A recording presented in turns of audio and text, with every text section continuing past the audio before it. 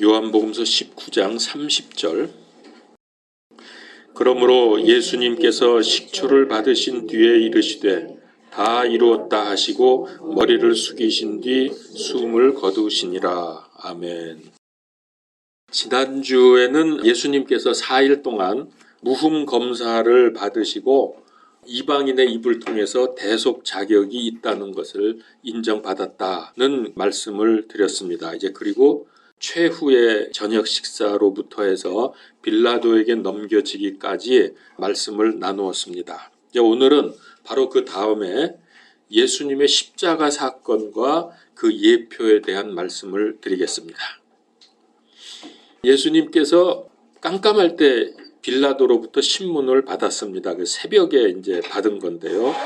요한복음서 19장 14절에 보면 그날은 6월절의 예비일이요 때는 6시쯤이더라 그랬습니다. 6시는 지금 시간 6시입니다. 우리와 똑같은 시간입니다. 새벽 6시에.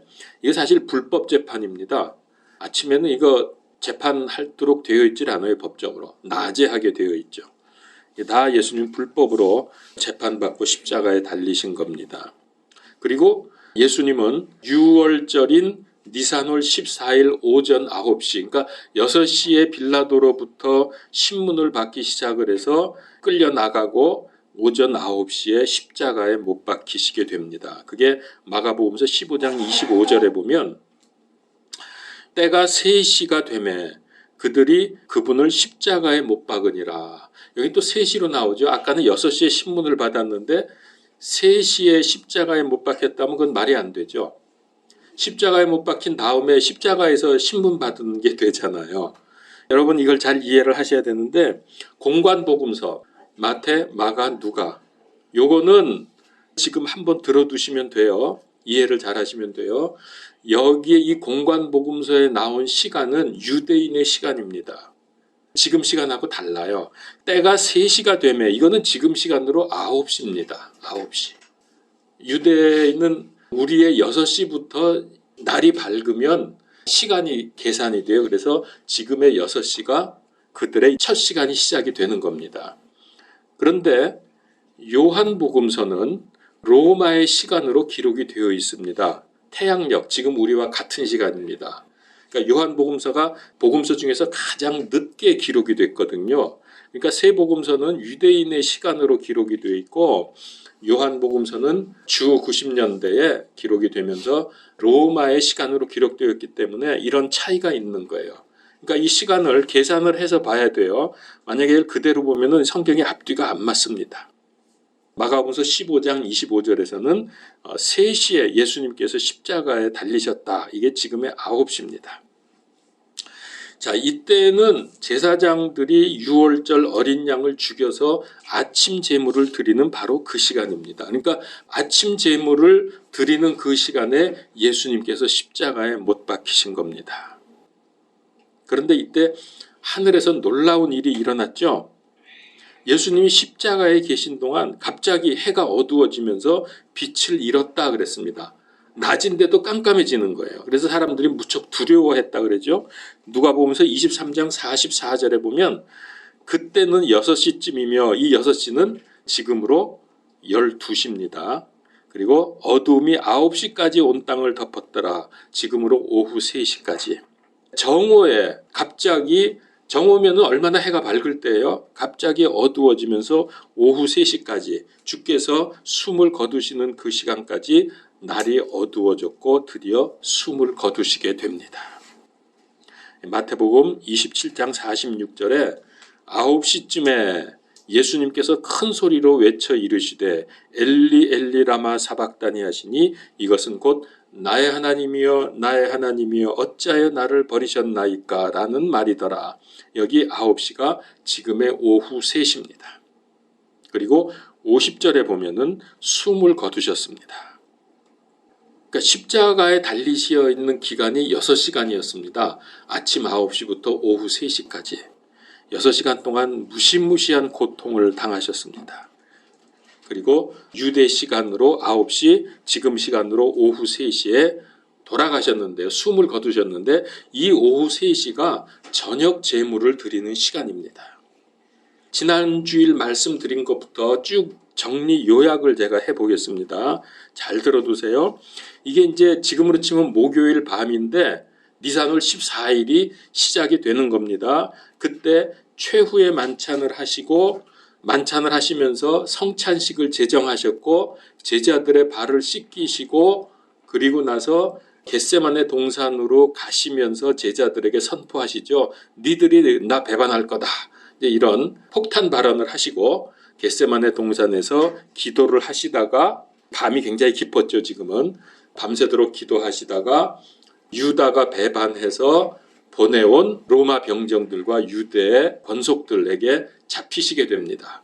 그리고 끌려가서 가야바와 안나스 이 두 사람에게 재판을 받았는데 이제 다 죽이라고 그랬죠. 그런데 유대인들에게는 사형권이 없어요. 속국이었기 때문에 로마에서만 사형을 시킬 수 있습니다. 그래서 빌라도에게 보내죠. 로마 총독에게 예수를 사형시키라고 십자가에 매달라고. 근데 어떻게 됐습니까? 3번이나 빌라도가 나는 그에게서 잘못을 찾을 수 없다라고 고백을 하게 됩니다. 그래서 예수님은 죄 없는 흠 없는 어린 양으로서 우리 죄를 대속할 자격이 있다는 것을 선언하게 되었고요. 그리고 아침 9시에 아침 제물을 드리는 시간에 십자가에 못 박히시고 오후 3시에 저녁 제물 드리는 시간에 숨을 거두시게 됩니다. 이게 전부 하루 동안 일어난 일이에요. 6월절 해 떨어지면서부터 시작이 돼가지고 오후 3시까지. 자, 이게 지금 쫙 파노라마로 연결이 되십니까?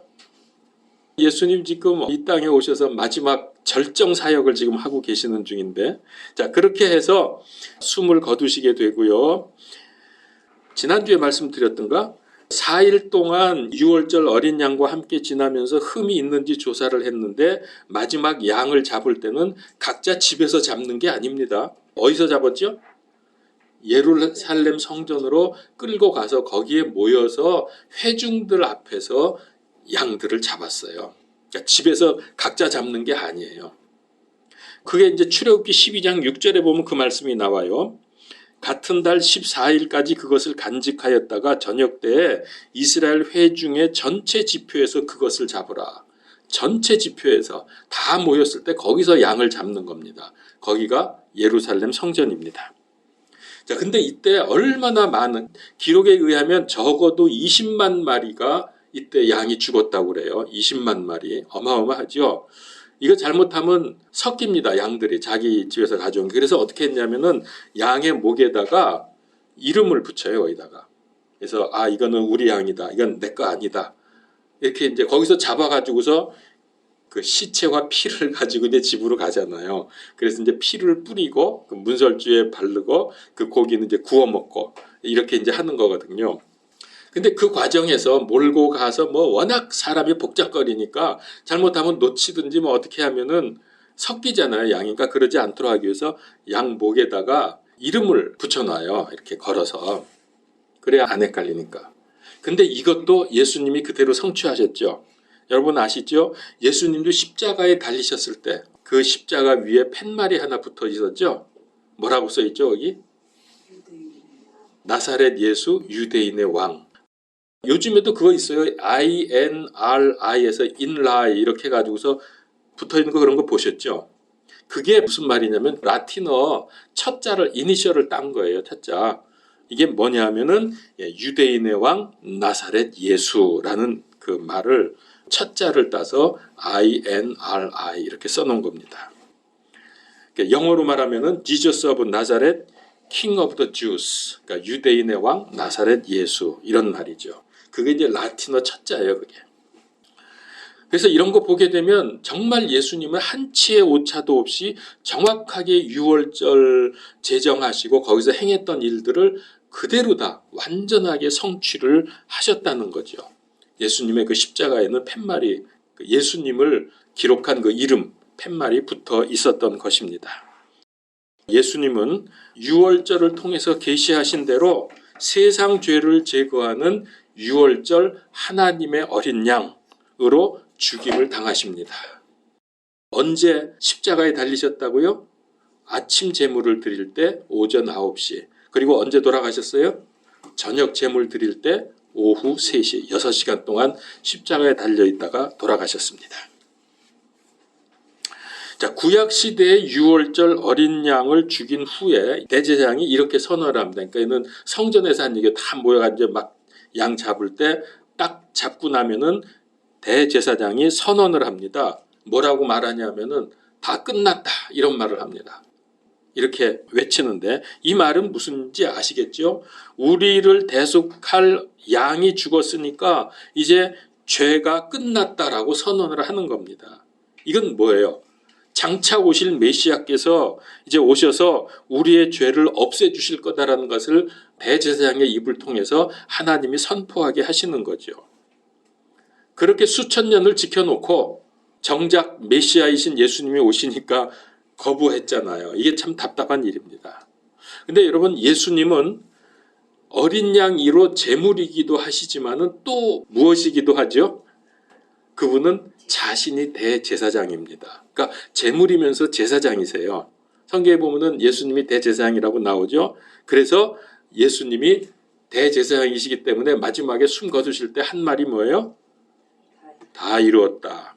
이게 영어로 하면 it is finished. finish 다 끝났다. 그러니까 직역하면은 사실은 다 끝났다. 이게 구약시대 내내 제사장들이 유월절 양 잡고 선포한 내용이거든요. 근데 이제 그걸 우리말로는 다 이루었다. 뭐 같은 뜻이니까 괜찮은데 어쨌든 예수님도 그렇게 제사장들이 선포했던 것처럼 마지막에 다 끝났다 이렇게 하시고 숨을 거두십니다. 요한복음 19장 30절에 보면은 오늘 말씀에 나오죠. 다 이루었다 하시고 머리를 숙이신 뒤 숨을 거두시니라. 메시아라는 말의 뜻이 무엇이죠? 기름 부음 받은 자. 구약에서 기름 부음 받았던 세 직분이 있죠. 제사장, 선지자, 왕. 기름을 부어서 이 직분에 세웠습니다. 예수님의 십자가의 죽으심과 부활을 통해서 이 세 가지 직분을 완성을 하신 겁니다. 자, 인류의 영적 근본 문제를 완전히 해결하시고 십자가에서 숨을 거두실 때 또 한 가지 특별한 사건이 일어났습니다. 그것은 성소와 하나님이 계시는 지성소 사이를 막고 있던 휘장이 위에서부터 아래로 쫙 찢어집니다. 즉 열렸다는 거예요. 성소와 지성소가 통하게 되었다는 거죠. 위에서 아래로 찢어졌다는 얘기는 하나님이 찢으셨다는 거예요. 위에서 하나님이. 사람이 찢으면 밑에서 찢어지겠죠. 높으니까. 근데 위에서부터 아래로 찢어졌습니다. 하나님이 찢었습니다. 무엇 때문에? 예수님의 대속의 죽음 때문에. 그래서 하나님과 우리 사이에 장벽이 무너지고 직접 우리 인간들이 하나님을 만나서 교제할 수 있다는 의미가 되는 것입니다. 여러분, 이건 놀라운 일입니다. 우리 이것 때문에 구원받습니다. 바로 여기서 우리는 감격해야 됩니다. 그러니까 그 전까지는 우리 죄인들이 어떻게 감히 거룩하신 하나님께 다가갈 수 있습니까? 이거 불가능하거든요. 갔다가 우리 죽거든요. 이게 막혀 있었던 거예요. 그래서 이 막혀 있던 것도 사실 하나님의 은혜입니다. 이게 안 막혀 있으면 우리 죽어요. 거기 성전에만 들어가면은 하나님 볼 수가 없는 죄인들이잖아요. 그러나 이제 예수님의 대속의 죽음으로 죄가 제거되었기 때문에 막혔던 길이 열리게 됩니다. 이제 죄인들은 예수님으로 말미암아 믿음으로 의롭다고 인정을 받게 된 것입니다. 우리가 이거 해달라고 하나님께 기도한 적도 없고 이렇게 돼야 된다고 안타까워한 적도 없어요. 이건 하나님께서 일방적으로 하신 일입니다. 그야말로 생각하지 못했던 놀라운 축복이 우리에게 임했습니다. 이제 예수 그리스도만 믿으면 선행이건 고행이건 쓸데없는 짓 안 해도 돼요. 예수님만 믿으면 하나님 만나고 구원받고 하나님 왕국에서 영원한 생명을 누리게 되었습니다. 너무나 잘 알아서 감동이 없죠? 이건 정말 우주가 진동할 일입니다. 천지개벽할 일입니다.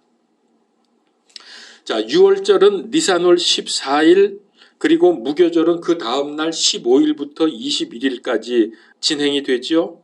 무교절 첫날 15일은 성경에 보면은 큰 안식일로 지켰다고 했습니다. 그런데 이때는 큰 안식일이기 때문에 십자가에 달린 예수님과 양 옆에 있던 두 강도의 시체를 그냥 십자가에 매달아 둘 수가 없는 거예요. 안식일을 지켜야 되는데 높이 매달린 시체 보면서 안식일 지킬 수 없잖아요. 우리 마음이 편안해지지 않잖아요. 불안해지고 두려워지죠. 죄 때문에 죽는 우리 인간들의 모습을 보면서. 그래서 요한복음서 19장 31절 오늘 본문 말씀 바로 다음 절에 보면은 그런즉 그날은 예비일이므로 유대인들이 안식일에 그 몸들을 십자가에 남겨두지 아니하려 하여 빌라도에게 그들의 다리를 꺾고 그 몸들을 치워달라고 간청하니 이는 그 안식일은 큰 날이었기 때문이라. 큰 안식일이었다는 거예요. 그러니까 안식일에도 그냥 보통 안식일이고 큰 안식일이 있어요. 자, 지금까지 본 대로 예수님에 대한 예언이 구약 성경에 자세히 기록되어 있습니다. 그래서 이 예언들을 성취하신 예수님은 철저히 예언적인 삶을 살았다 이렇게 말합니다. 예수님의 삶은 예언적인 삶이다. 즉 예언을 성취한 삶이다 그런 뜻입니다. 그렇다면은 이제 예수님을 믿는 우리, 예수님을 따르는 우리의 삶도 어떻게 살아야 될까요? 예수님의 삶을 우리가 비추어 보면서 우리의 삶도 하나님께서 예비하셨다는 것을 알아야 됩니다. 예수님만 그렇게 하신 게 아니라 우리도 예비된 삶을 사는 거예요. 그게 시편 139편 16절 말씀이라고 제가 한 두세 주 전에 이 구절을 인용을 한 것 같은데 한번 다시 찾아봅시다. 시편 139편 16절. 주의 눈이 아직 불완전한 나의 실체를 보셨으며 계속해서 형성된 나의 모든 지체들이 주의 책에 기록되되 그것들 중에 아직 하나도 존재하지 않았을 때에 기록되었나이다. 그러니까 우리가 아직 인간으로 형성되기, 어머니 뱃속에서 형성되기도 전에 전부 기록이 되어 있다 그랬어요. 우리의 삶이. 자, 그러면 우리 어떻게 사는 게 가장 올바른 삶입니까? 사람이 어떻게 하나님께서 예비하신 삶을 살 수 있습니까? 어떻게 살면 될까요? 물론 그렇게 살지 못하는 사람이 많습니다. 하나님께서 예비해 주신 이렇게 인생을 살도록 기록을 다 해놓으셨다 그랬죠? 이게 생명록이죠? 근데 이대로 살지 못하는 사람이 많다는 거예요. 그러면 하나님께서 예비하신 삶, 하나님께서 원하신 삶을 살려면 어떻게 해야 돼요? 무엇보다도 성경 말씀을 정확히 많이 알아야 돼요. 여기 성경에 하나님의 뜻이 다 기록이 되어 있기 때문에 이렇게 사는 것이 하나님께서 내게 원하시는 삶이구나. 그걸 알고서 그리고 그 말씀에 순종해야죠. 말씀에 전적으로 순종할 때에 성령님께서 역사하시고 인도하심에 민감할 때에 우리는 인생을 낭비하지 아니하고 우리도 예언적인 삶을 살 수 있게 됩니다. 자, 이렇게 하나님께서 예비하신 대로 인생길을 간다면 가장 큰 축복과 은혜를 누리는 최고의 삶이 될 것입니다. 성경의 모든 말씀은 하나님의 영감으로 된 것으로 1.1획도 틀림이 없습니다. 뿐만 아니라 성경의 말씀은 1.1획도 의미 없이 기록된 것이 없습니다. 단지 우리가 그 의미를 모르고 있을 뿐이죠. 성경은 하나님의 말씀으로 그냥 분량을 많게 하기 위해서 써놓으신 것도 아니고 별로 중요하지 않은 거 대충 그냥 해놓은 게 아니에요. 그래서 명절을 주신 하나님께서 우리에게 주시는 말씀, 은혜를 깨닫기 위해서 우리는 말씀을, 성경 말씀을 깊이 잘 연구를 해야 합니다. 성경의 예언의 성취는 인간의 머리로 만들어낼 수가 없어요. 이거는 역사적으로 증명된 사실입니다. 이거는 종교적인 가르침이 아닙니다. 세상 사람들이 얼마나 진리를 찾습니까? 목말라 하면서 진리를 찾습니다. 그래서 철학을 만들어내고 진리를 찾다가 못 찾아서 실망하기도 하고 여러 종교들 또 유명한 성인들이 진리에 대해서 설파하기도 하고 역사적으로 보면 그런 일들이 많습니다만은 여러분, 그런다고 해서 그게 진리는 아니죠. 세상 사람들이 목말라 찾는 진리, 그 진리가 바로 예수 그리스도입니다.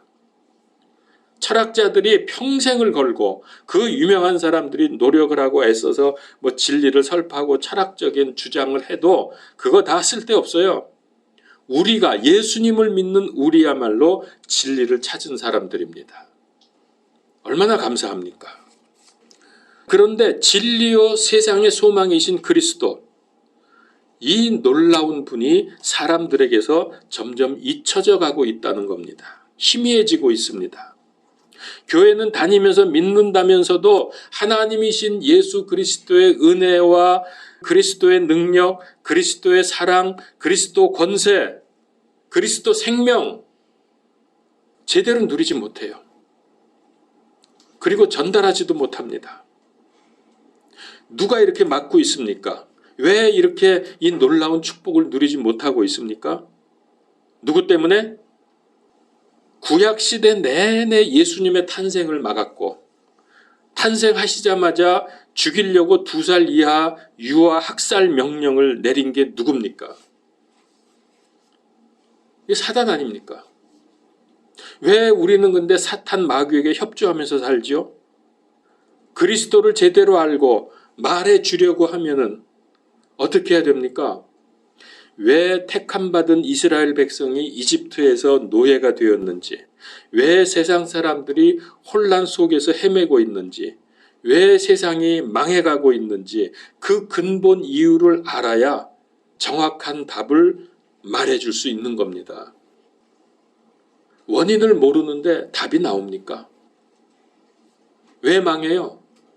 왜 세상이 무너지고 있고 이렇게 어두워져 가고 있습니까? 이게 바로 우리 인간의 근본 영적인 문제이고 문제 속에서 헤매고 있는 이유는 마귀 사탄 때문입니다. 세상 문제가 수없이 많아 보이지만은 알고 보면은 문제는 한 가지밖에 없습니다. 이건 하나님을 떠났기 때문에 생긴 문제입니다. 이걸 영적 근본 문제라고 말합니다. 사람은 어떤 노력을 하고 어떤 애를 써도 이 영적 문제를 해결할 수가 없습니다.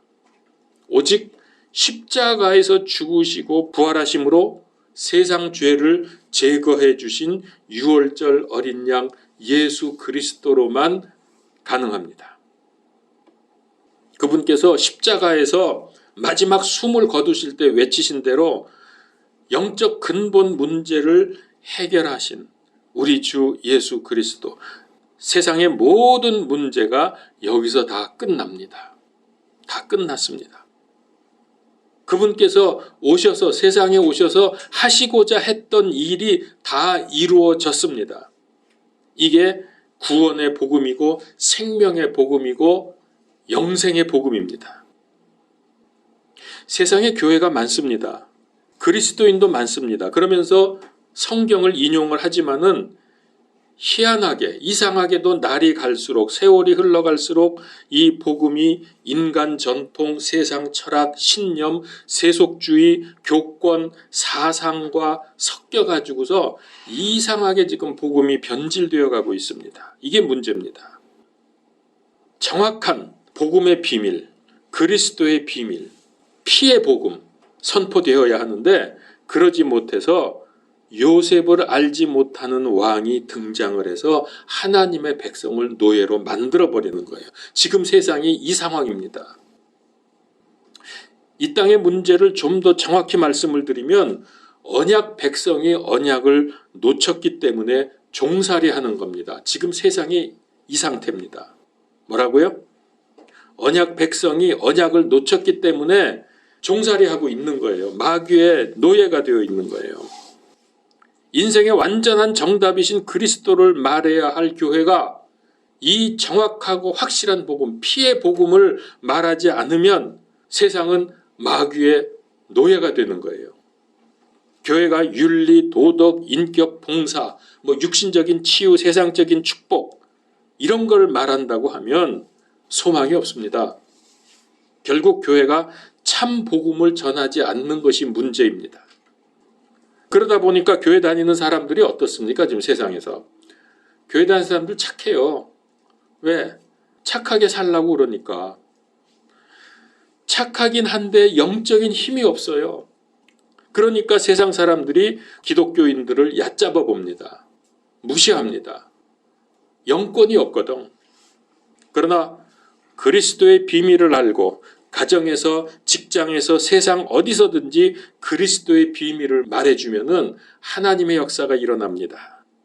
이건 당장 눈에 보이는 변화일 수도 있고 아닐 수도 있습니다. 이게 정상적인 믿음 생활입니다. 뭐 방언하고 예언하고 병 고치고 특별한 그런 은사도 필요하긴 하지만 그건 때에 따라서 필요할 때 하나님께서 주시는 은사이고 그것보다도 더 근본적인 정상적인 믿음 생활을 해야 합니다.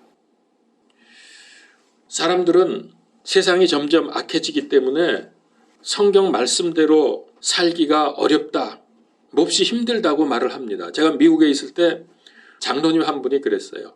제가 설교하고 나면은 가끔 나보고 와가지고 하는 말이 목사님 세상 모르고 지금 세상에서 일해보지 않고 맨날 교회만 있어서 그렇지 몰라서 그렇지 목사님 그렇게 살면 세상에서 못 살아요. 저보고 계속 여러 번을 그런 말을 했어요. 이분이 나한테 와서 정색을 하면서 이런 말을 하거든요. 목사님 그렇게는 세상 못 살아요. 세상 몰라서 그렇죠. 뭐 이러면서. 근데 왜 그런 두려움이 있죠? 왜 말씀대로 살면은 손해보고 안 된다고 하는 그런 생각이 우리 그리스도인들에게 있습니까? 왜 이런 어리석은 생각에 빠집니까?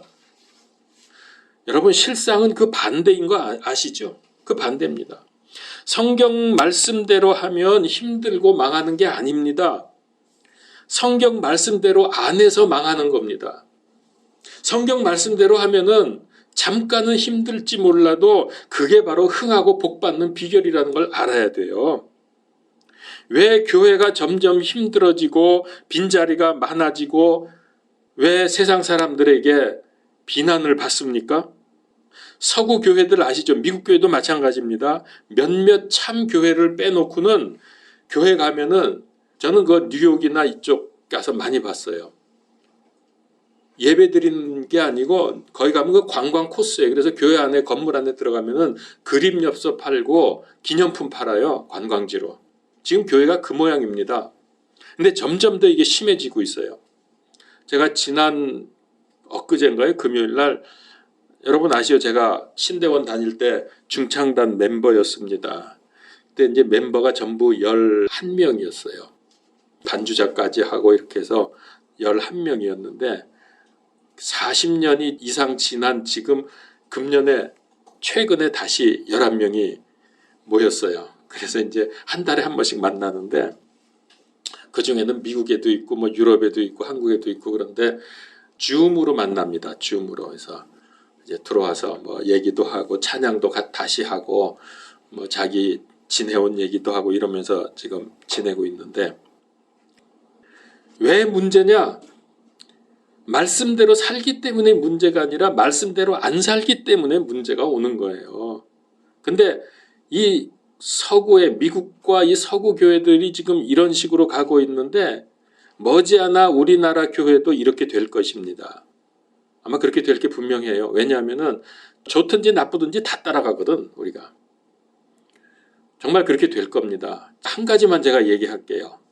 줌으로 우리가 모여가지고서 얘기를 하는 중에 저는 그건 몰랐어요. 그래서 깜짝 놀라서 내가 되질문을 하기도 했는데 진짜 지금 세상이 그러냐. 지금 교회가요. 너무나 많이 텅텅 비어가고 있고 한국 교회가. 그리고 신학교가 지금 학생이 없어가지고 교실이 텅텅 비어있대요. 그 우리 11명 중에서 2명이 교수거든요. 지금 신학 교수인데 학생이 안 와서 학교를 유지할 수가 없다는 거예요. 근데 그게 점점 더 심해져 가고 있다는 거예요. 그러나 여러분 눈에 보이는 것에 속지 마시기 바랍니다. 성경대로 해서 어려워지는 게 아닙니다. 우리가 영의 눈을 뜨고 영의 눈으로 세상을 바라보면서 세상 사람들의 문제가 무엇인지 정확히 파악을 해야 합니다. 이게 되면 답은 저절로 나옵니다. 인간의 힘과 노력으로는 안 되는구나. 오직 예수 그리스도로만 해결이 되겠구나. 답이 그냥 순식간에 나오잖아요. 얼마나 정확한 답이 나옵니까? 유월절 어린 양의 피, 즉 십자가에서 흘리신 예수 그리스도의 피가 아니면 멸망시키는 죄로부터 벗어날 수가 없습니다. 유월절 어린 양의 고기, 즉 영의 양식이고 생명의 양식인 하나님의 말씀이 아니면은 영적인 힘을 얻을 수가 없습니다. 그러니까 우리는 뭐 죽든 살든 예수님 그리스도 붙들고 말씀 붙들고 살아야 돼요. 이 두 가지면 다 해결됩니다. 믿습니까? 정말 믿어야 됩니다. 그리고 정말 그렇게 해야 돼요. 양의 피를 바르고 양의 고기를 먹어야 합니다. 예수 그리스도 이름으로 승리합시다. 우리 정진경 자매님도 예수의 이름 붙들고 성경 말씀 알아가면서 그대로 살면 승리는 이미 정해져 있는 겁니다. 기도하겠습니다. 하나님, 세상이 좋아져 가고 점점 살기 좋아진다고 생각하는 사람들이 있고 또 어떤 사람들은 점점 어두워지고 망해간다는 사람들이 있는데 우리에게는 영의 눈을 주셔서 세상을 영적으로 바라볼 수 있게 하시고 이 무너져가는 세상, 멸망해가는 세상에 오직 예수 그리스도만이 답이라는 것을 확실하게 알게 하신 것을 감사합니다. 주님, 이 예수 그리스도 복음 그리고 하나님의 말씀 성경 이 둘을 붙들고 날마다 때마다 순간마다 승리하는 삶이 되게 하여 주시옵소서. 이제 우리 진경 자매님 미국으로 돌아갑니다. 주님께서 역사하시고 인도하여 주셔서 우리가 기도 안에서 서로 교제하고 서로 위해서 기도할 때에 아버지여 하나님의 큰 역사가 일어날 것을 믿습니다. 복음으로 승리하는 우리 온 성도님들 다 되게 하여 주시옵소서. 예수 그리스도 이름으로 기도하옵나이다. 아멘.